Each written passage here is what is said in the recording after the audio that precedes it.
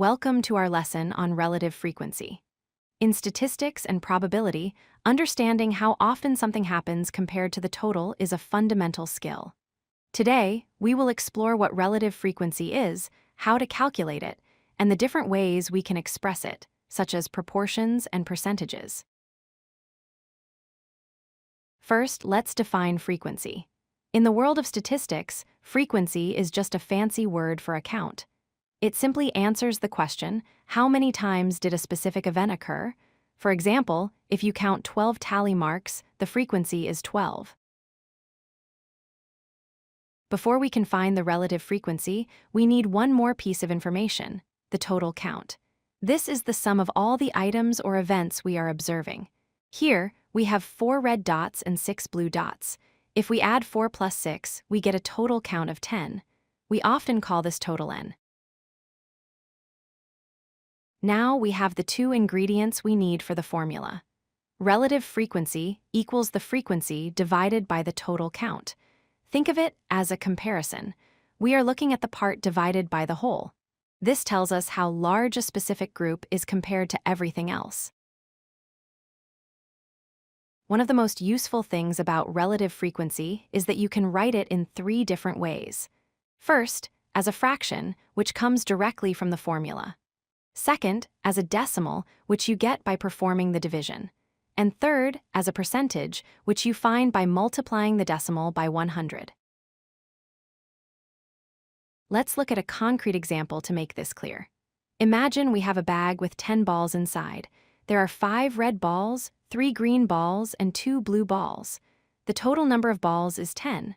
We can see this visually in the chart, where each slice represents the share of the total.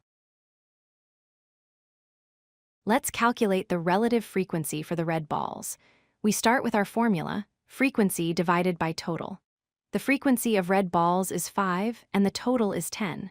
So we divide 5 by 10. This gives us a decimal of 0.5. To turn this into a percentage, we multiply by 100, giving us 50%. Now let's do the same for the green and blue balls. For the green balls, we have 3 out of 10. 3 divided by 10 is 0.3, or 30%. For the blue balls, we have 2 out of 10. 2 divided by 10 is 0.2, or 20%. There's a very important rule you can use to check your work. The sum of all relative frequencies must always add up to 1. Or, if you are using percentages, they must add up to 100%. If we add our results, 0.5 plus 0.3 plus 0.2, we get exactly 1.0. You might wonder, why not just use the count? Relative frequency allows us to compare groups of different sizes fairly. For example, 5 red balls out of 10 is 50%, but 500 red balls out of 1,000 is also 50%. Even though the numbers are much bigger in the second group, the relative frequency tells us the proportion is exactly the same. To summarize, remember these key points. Frequency is just a count. Relative frequency is that count divided by the total. You can express it as a fraction, decimal, or percentage. And finally, all the parts must always add up to 100%. This concept is the foundation for understanding probability. If you like this video, hit that like button and don't forget to subscribe.